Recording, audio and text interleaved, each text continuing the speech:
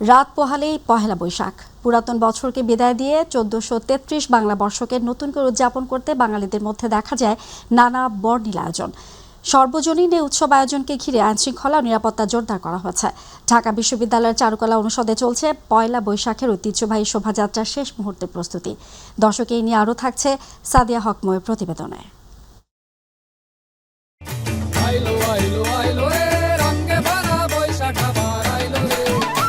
১৪৩২ বাংলা বর্ষকে বিদায় দিয়ে মঙ্গলবার থেকে শুরু হবে ১৪৩৩ বাংলা বর্ষের প্রথম দিন পহেলা বৈশাখ। পুরনো বছরের গ্লানি মুছে বাঙালি এই দিনটিকে বর্ণিল আয়োজনে বরণ করে নেয়।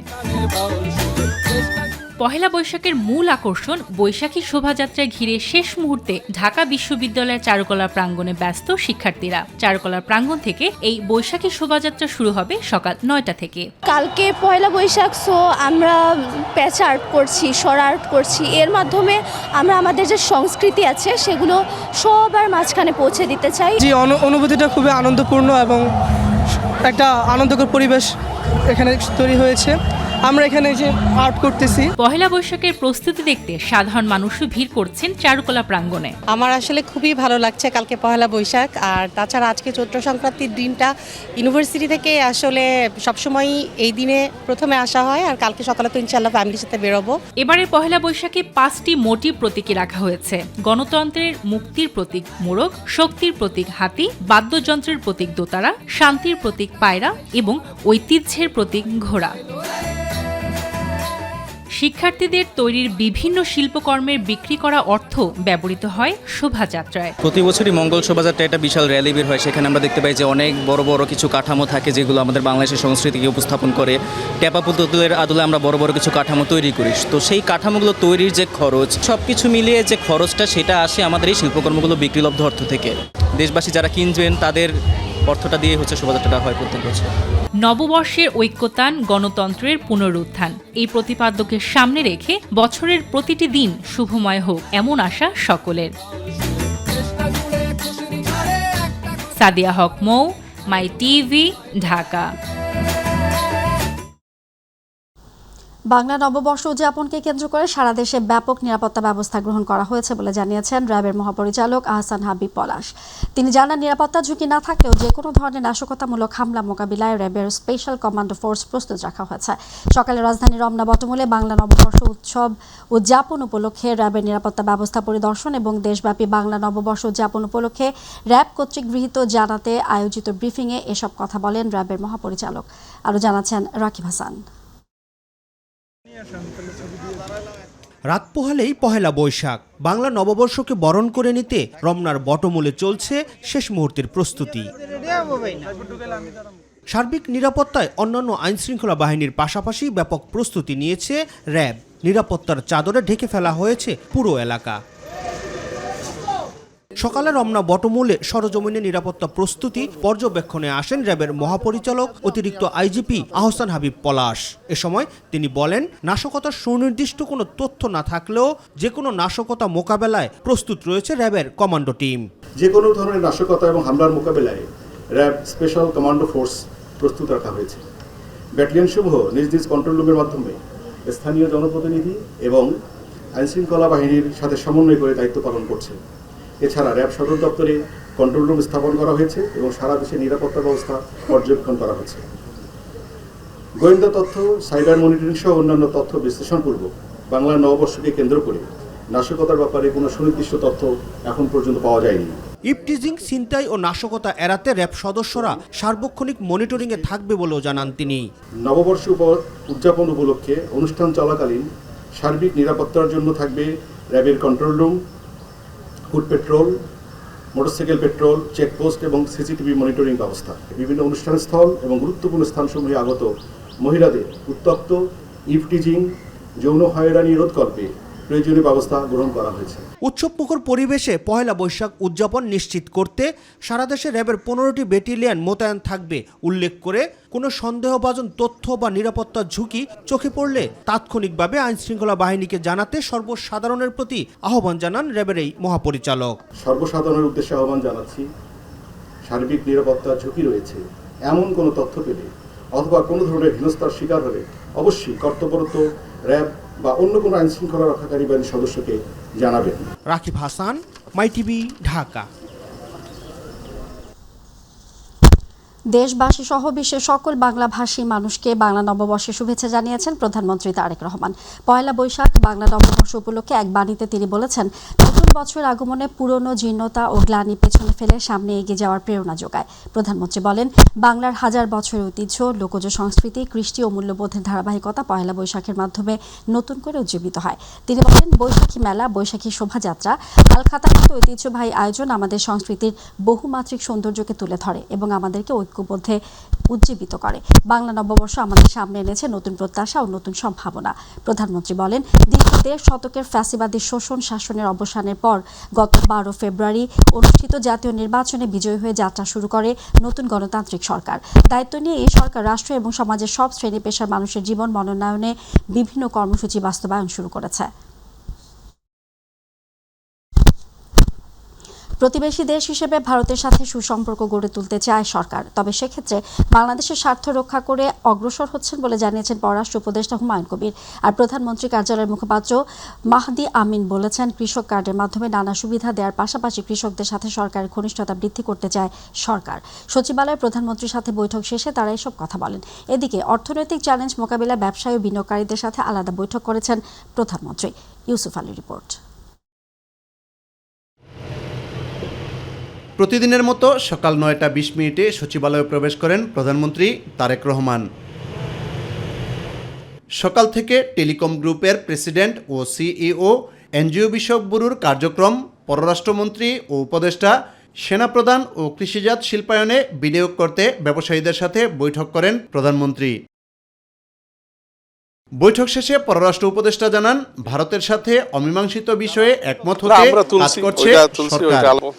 সম্পর্ক মানে করতে হইলে বা একটা দিকে অগ্রসর হইতে হলে পজিটিভ দিকে, এটা পজিটিভ ভিজিবিলিটি দুই পক্ষ থেকেই আমাদের দেখাইতে হবে। বাংলাদেশকে বিক্রি করে মানে বিএনপি সরকার কিছুই করবে না, বাংলাদেশের ন্যাশনাল ইন্টারেস্ট নিয়েই কাজ করবে, and that is the sole centrepiece of our foreign relations, foreign economic policies. That মানে আমরা যেখানেই করব, বাইল্যাটারাল হোক, মাল্টিল্যাটারাল হোক, আমরা বাংলাদেশের ন্যাশনাল ইন্টারেস্টকে সবসময় প্রাধান্য দেব। প্রধানমন্ত্রীর কার্যালয়ের মুখপাত্র মাহদি আমিন বলেন, কৃষি নির্ভর দেশ হিসেবে প্রান্তিক চাষিদের অবস্থার পরিবর্তন ঘটাতে কাজ করছে সরকার। শুধু যে অর্থনৈতিক সহযোগিতা পাবেন তাই না, কৃষিকাজের সাথে সম্পৃক্ত যে কার্যক্রমগুলো রয়েছে, অর্থাৎ ওনাদের কৃষি উপকরণ, সার, বীজ, সেচ, কীটনাশক কিংবা কৃষক যন্ত্রপাতি, সেগুলো যেন ওনারা সুলভ মূল্যে পান, ন্যায্য মূল্যে পান, সেটি নিশ্চিত করা হবে। এর সাথে সরাসরি সম্পৃক্ত রয়েছে ব্যাংকিং সুবিধা, যেন স্বল্প সুদে ঋণের ব্যবস্থা হয়। রয়েছে কৃষি বিমা, যার মাধ্যমে ওনারা ফসল উৎপাদিত যদি হয় সেটি নষ্ট হলে যেন কৃষি বিমার অধীনে সুযোগ সুবিধা পান, এবং কৃষকদের জন্য প্রয়োজনীয় যে প্রশিক্ষণ রয়েছে, কৃষকদের সাথে সরকারের যোগাযোগের যে মাধ্যম, সেটিকে আরও কীভাবে শানিত করা যায়, সেগুলো আমরা এর মাধ্যমে নিশ্চিত করতে চাই। ব্যবসায়ীদের পক্ষ থেকে জানানো হয়, বিনিয়োগের পরিবেশ তৈরি করতে সার্বিক সহায়তা করার আশ্বাস দিয়েছেন প্রধানমন্ত্রী তারেক রহমান।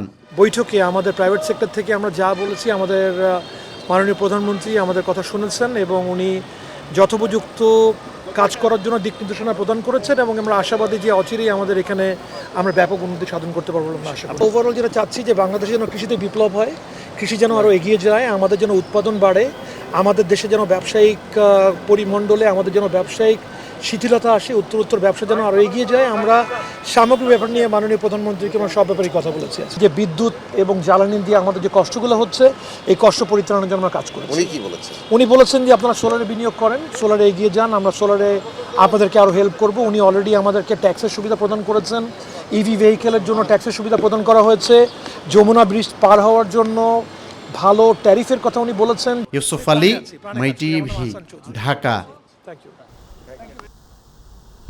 বিএনপির নির্বাচনী ইশতেহার বাস্তবায়নের অংশ হিসেবে কৃষক কার্ড প্রদান শুরু হবে টাঙ্গাইল থেকে। মঙ্গলবার পয়লা বৈশাখ আনুষ্ঠানিকভাবে এই কার্যক্রমের উদ্বোধন করবেন প্রধানমন্ত্রী তারেক রহমান। এই কর্মসূচি ঘিরে টাঙ্গাইল শহরে সাজ রব বিরাজ করছে। আজ টাঙ্গাইল জেলা স্টেডিয়ামে সমাবেশস্থল পরিদর্শন ও কাজের অগ্রগতি দেখতে যান কৃষিমন্ত্রী মোহাম্মদ আমিনুর রশিদ, মৎস্য ও প্রাণী সম্পদ প্রতিমন্ত্রী সুলতান সালাউদ্দিন টুকু, যুব ও ক্রীড়া প্রতিমন্ত্রী আমিনুল হক। পরে কৃষিমন্ত্রী বলেন, ধাপে ধাপে সারা দেশে কৃষকদের হাতে এই কার্ড তুলে দেওয়া হবে। এ সময় মৎস্য ও প্রাণী সম্পদ প্রতিমন্ত্রী বলেন, কর্মসূচিকে ঘিরে টাঙ্গাইলের মানুষ অত্যন্ত আনন্দিত ও গর্বিত। তো কালকের দিনটা ঐতিহাসিক দুই অর্থে, এক, বছরের প্রথম দিন এবং বাংলাদেশের প্রথম কৃষি কার্ড যে চালু হতে যাচ্ছে, এটা এই টাঙ্গাইলেই আনুষ্ঠানিকভাবে মাননীয় প্রধানমন্ত্রী উদ্বোধন করবেন। আমরা আশা করছি যে 18 তারিখের মিটিংয়ের পরে আপনাদের যেখানে যেখানে যে প্রশিক্ষণ কেন্দ্র নিয়ে কিছু অভিযোগ রয়েছে সেগুলো আমি নিজে সরাসরি তদারকি করে সেগুলোকে বাস্তবায়ন করব। যদি কারো কোনো গাফিলতি দেখি তার বিরুদ্ধে আমরা ব্যবস্থা নিই। এই টাঙ্গাইলে কৃষক কার্ড উদ্বোধন হচ্ছে, এটি বাংলাদেশের জন্য গর্বের বিষয় এবং এই জন্য টাঙ্গাইলের মানুষ তো অনেক ভাগ্যবান যে মাননীয় প্রধানমন্ত্রী কালকে এই জায়গাতে উদ্বোধন করবেন। গণভোটের রায় বাস্তবায়ন হবেই উল্লেখ করে বিরোধী দলীয় নেতা ডক্টর শফিকুর রহমান বলেন, জুলাইয়ের বিপক্ষে অবস্থান নিয়ে সরকার পার পাবে না। রাজধানীর ইনস্টিটিউশন অফ ডিপ্লোমা ইঞ্জিনিয়ার্সে 11 দলীয় ঐক্যজোটে আয়োজিত সেমিনারে এসব কথা বলেন তিনি।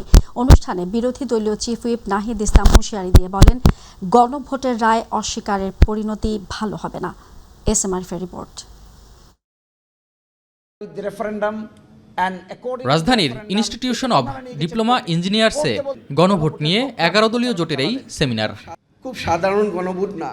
বক্তারা জানান, জুলাই বিপ্লবকে ধারণ করলে গণভোটকে ধারণ করতে হবে। জনগণের ইচ্ছাতে যদি দেশ পরিচালিত হতে হয় তাহলে অবশ্যই গণভোটের রায় আমাদের সকলকে মেনে নিতে হবে। এই আন্দোলন, এই স্যাক্রিফাইস, এই পঙ্গুত্ব, হাজার হাজার ইয়াং ছেলে সব কিছু বৃথা যাবে। বাংলাদেশের তো নয়, বিশ্ব ইতিহাসে রেফারেন্ডাম এবং গণভোটকে এইভাবে উপেক্ষা করার কোনো দৃষ্টান্ত এবং নজির নাই। 11 দলীয় ঐক্যজোটকে ধাপে ধাপে রাস্তায় নামতে হবে, এটার বিকল্প নাই। অনুষ্ঠানে বিরোধী দলীয় চিফ হুইপ এনসিপির আহ্বায়ক নাহিদ ইসলাম বলেন, গণভোট নিয়ে কৃত্রিম বিরোধ তৈরি করছে সরকার। অন্তর্বর্তী সরকারের গত 1.5 বছরে যেই জিনিসটা আমরা আলাপ করেছি, এখন আমাদেরকে ঠিক সেই বিষয় নিয়ে কথা বলতে হচ্ছে, সেই বিষয় নিয়ে আলাপ করতে হচ্ছে, সেই বিষয় নিয়ে আবারও আন্দোলনের প্রস্তুতি নিতে হচ্ছে। এবং জাতিকে এই দুর্যোগে টেনে এনেছে বিএনপি, ফলে বিএনপিকে এর দায়ভার এবং এর পরিণতি ভোগ করতে হবে।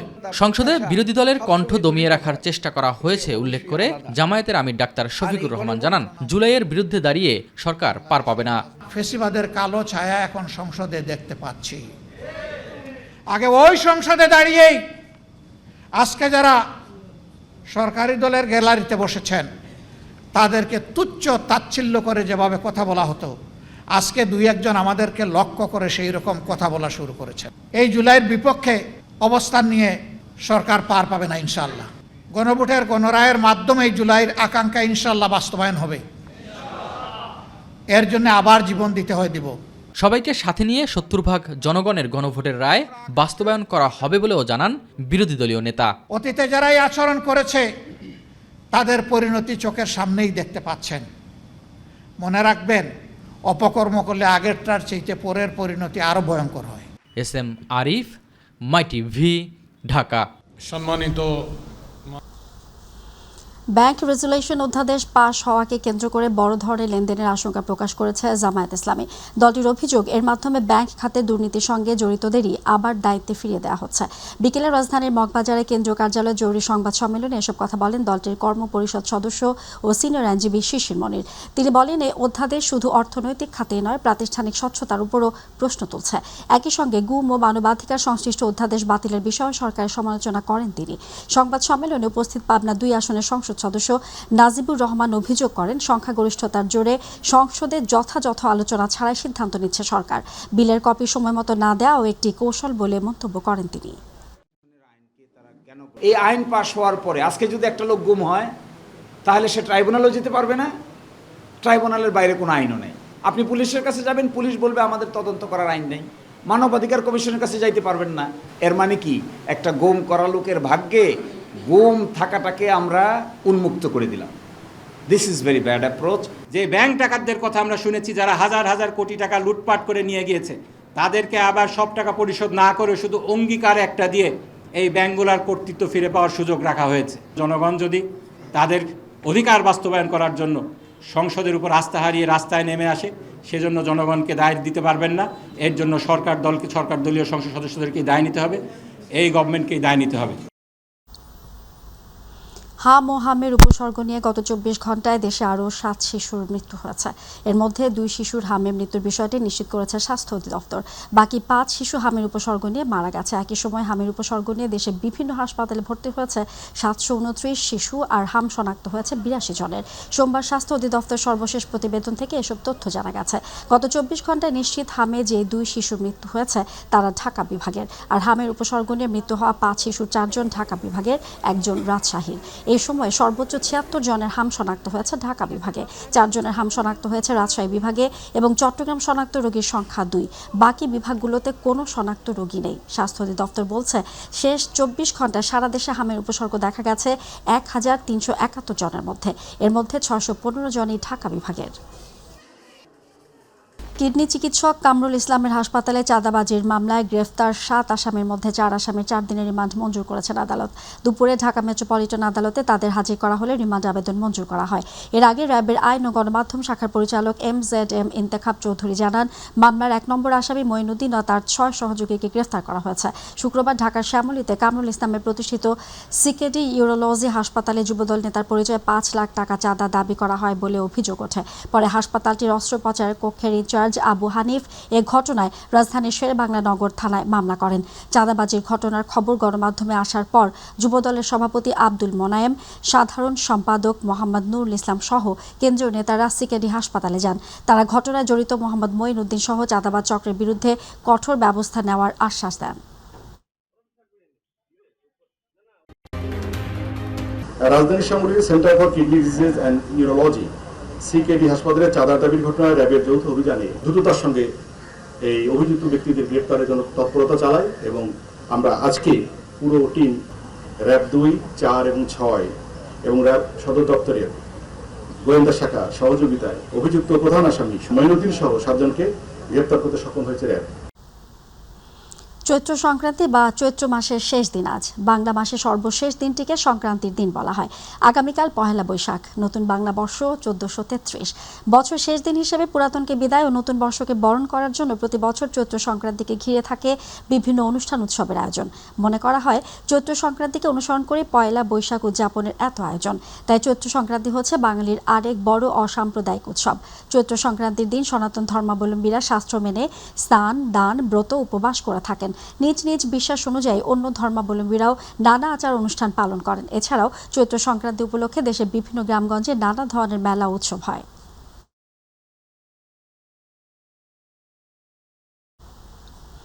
অর্থনীতিতে এসেছে ডিজিটালের ছোঁয়া। সনাতন পদ্ধতিতে হালখাতা হিসাব লিখে রাখার সুযোগ যুগে যুগে তা অনেকটাই হারিয়ে গেছে। তারপরও কিছু স্বর্ণ ব্যবসায়ীরা রয়েছেন এই হালখাতার ঐতিহ্যকে ধরে রেখেছেন। যদিও স্বর্ণের চড়া দামের কারণে বিক্রি কমে গেছে, সাথে বকেয়া বিল রাখার প্রবণতাও কমে যাচ্ছে। দর্শক, এই নিয়ে আরও থাকছে সাদিয়া হক ময়ের প্রতিবেদনে। লাল কাপড়ে মোড়ানো হালখাতা, যার ইতিহাস জড়িয়ে আছে সম্রাট আকবরের আমলের সঙ্গে। প্রায় 400 বছর ধরে ব্যবসায়ী ও গ্রাহকদের সম্পর্কের এক অনন্য প্রতীক এই হালখাতা। চৈত্র মাসে বিভিন্ন স্বর্ণের ব্যবসায়ীরা এবং অন্যান্য বড় ব্যবসায়ীরা আছে, তারাও আসে এখানে স্বর্ণ টর্ণ কিনতে আসে, জিনিস কিনতে আসে, তারা নিয়ে যায়। আমরা আরও 2 দিন পরে দোকান দিলেও দিতে পারতাম, কিন্তু দেই নাই, কারণ ঢাকার বাইরে থেকে কিছু লোকজন আসে, তারা 2-1 করে কিনে নেয়। আর পয়লা বৈশাখে মনে করেন 2 একদিন আগে দিলে মানুষ হইলাম জানে যে দোকানে পাওয়া যায়। হালখাতা বলতে পয়লা বৈশাখের খাতা গ্রাম থেকে কিনতে আসছে আমরা দোকানে জুয়েলারি কাজের লেগে। ওই খাতা দিয়ে পয়লা বৈশাখ থেকে শুরু করি আর কি। পয়লা বৈশাখের খাতা আমরা শুরু করি। আমাদের এই ব্যবসা মোটামুটি 24-25 বছর ধরে চলতেছে একই জায়গায়। আমরা যখন ছোটোবেলায় কাজে আসছি তখন থেকে দেখতেছি পয়লা বৈশাখে আমাদের একটা সাইড হয় এবং সাইড করে আমরা সবাই মিষ্টি মুখ করাই। এখন অনেক কম, এখানে ব্যবসা অনেক মন্দা, তো এ কারণে অনেকটাই কম। সময়ের পরিবর্তনে কমে যাচ্ছে হালখাতার এই প্রচলন। ডিজিটাল লেনদেন আর আধুনিক অর্থ ব্যবস্থার ভিড়ে হারিয়ে যেতে বসেছে এই ঐতিহ্যবাহী রীতি। আসলে ব্যাপারটা ঐতিহ্যবাহী, তো আমরা এখনো পর্যন্ত এই জিনিসটা ধরে রাখছি। ঠিক আছে, এটা আমাদের করতে হয়, বছরে একটা বার করতে হয়। তবে রাজধানী তাঁতীবাজার এলাকার কয়েকটি স্বর্ণের দোকানে এখনও টিকে আছে হালখাতার এই চর্চা। নতুন বছরের শুরুতে পুরনো হিসাব বন্ধ করে নতুন খাতা খোলার এই আয়োজনকে ঘিরে থাকে উৎসবের এক আমেজ। আমাদের যে ধর্মীয় সাংস্কৃতিক যে রীতিনীতিগুলো, এগুলো আমরা পালন করি। আমাদের ব্রাহ্মণ দ্বারা দোকানে পূজা দিই, পূজা দিয়ে তারপর আমরা বছরের নতুন খাতা লেখাই। খাতা লেখে ওটা দিয়ে আমরা দোকান যাত্রা করি। দোকান যাত্রার পর আমাদের যেই কাস্টমারদেরকে ইনভাইট করা, তারা আসলে তাদের সাথে আমরা বাকি নগদের যে লেনদেন তাদের হিসাব করি, তাদের লেনদেন তারা আমাদেরকে পরিশোধ করে, তাদের মিষ্টি খাওয়াই, গিফট করি নতুন বছর উপলক্ষে। ব্যবসায়ীরা জানান, চৈত্রের শেষ দিন ও পহেলা বৈশাখ উপলক্ষে তারা এখনও গ্রাহকদের কাছে আমন্ত্রণ কার্ড পাঠান, মিষ্টিমুখ করান এবং উপহার দেন। তাদের মতে এটি শুধু হিসাবের খাতা নয়, বরং বিশ্বাস, সম্পর্ক আর আস্থার এক মেলবন্ধন। প্রতি বছরই আমাদের যে ক্রেতা আছে ওদেরকে আমরা প্রতি বছরকে নিমন্ত্রণ করি পয়লা বৈশাখ উপলক্ষে। ওনারা আসে, মানে বাকি লেনদেনটা তো সবচেয়ে বড় কিছু না, ওনাদের সাথে আমরা সারা বছর ব্যবসা করি, ওই হিসাবে আপনার মনে করেন একটা সম্পর্ক থাকে, তারা আসে একটু মিষ্টি খেয়ে যায়। কথায় আছে, বাকিতে বাড়ে বিবাদ, নগদে বাড়ে প্রীতি। তাই তো কিছু ব্যবসায়ীরা বাংলা বছরের চৈত্রের শেষ দিনে পুরনো সব হিসেব চুকিয়ে বৈশাখের প্রথম দিনে খোলেন লাল কাপড়ে মোড়ানো হালখাতায় নতুন হিসাব। যদিও মোঘল আমলের এই 400 বছরের পুরনো হালখাতার প্রচলন প্রায় বিলুপ্তির পথে, তবুও কিছু ব্যবসায়ীরা এখনও এই ঐতিহ্যকে ধরে রাখছেন। সাদিয়া হক, মৌ, মাই টিভি, ঢাকা। চলতি বছরের প্রথম প্রান্তিকে ৩,০০০ কোটি টাকার বেশি সরকারি ভাতা বিতরণ করেছে ডাক বিভাগের মোবাইল আর্থিক সেবা নগদ। জানুয়ারি থেকে মার্চ এই 3 মাসে ১,৪৭ লাখের বেশি সুবিধাভোগী সরকারি ভাতা উপবৃত্তি পাওয়ার জন্য নগদকে তাদের প্রথম পছন্দ হিসেবে বেছে নেন বলে নগদের পক্ষ থেকে জানানো হয়েছে। গত 3 মাসে এসব সুবিধাভোগীদের মাঝে নগদের মাধ্যমে বিতরণ করা হয়েছে মোট ৩,০৪৯ কোটি টাকার বেশি সরকারি সহায়তা। এর মধ্যে সামাজিক নিরাপত্তা কর্মসূচির আওতায় ১,৩১ লাখের বেশি উপকারভোগীর কাছে ২,৮৭৮ কোটি টাকার বেশি ভাতা পৌঁছে দেওয়া হয়েছে। এছাড়া প্রাথমিক, কারিগরি ও মাদ্রাসা শিক্ষার উপবৃত্তি, মা ও শিশু সহায়তা এবং অন্যান্য প্রশিক্ষণ কর্মসূচির অর্থ একই সময় নগদের মাধ্যমে বিতরণ করা হয়েছে। পাশাপাশি পরীক্ষামূলকভাবে ফ্যামিলি কার্ড কর্মসূচির অর্থ বিতরণ করা হয়েছে নগদের মাধ্যমে।